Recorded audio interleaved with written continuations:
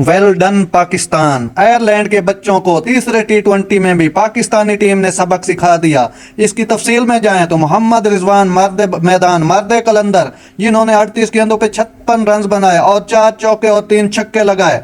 उनके बाद बाबर आजम ने तो कमाल ही कर दिया। आज बाबर आजम ने आयरलैंड की टीम के छक्के लगाकर छक्के छुड़ा दिए। 5 छक्के और 6 चौके लगाकर 42 गेंदों पर 75 रन बनाने में कामयाब रहे कप्तान बाबर आजम। उनके बाद आजम खान ने भी हाथ साफ किए उन बच्चों के ऊपर। 2 छक्के और 1 चौके के साथ 6 बॉलों पे 18 रन बनाए और विनिंग शॉट भी आजम खान ने ही खेला। पाकिस्तान ने आयरलैंड को 2-1 से सीरीज में हरा दिया है। पाकिस्तान ने 17 ओवर में उनका 179 रन का जो हदफ दिया गया था पूरा कर लिया है।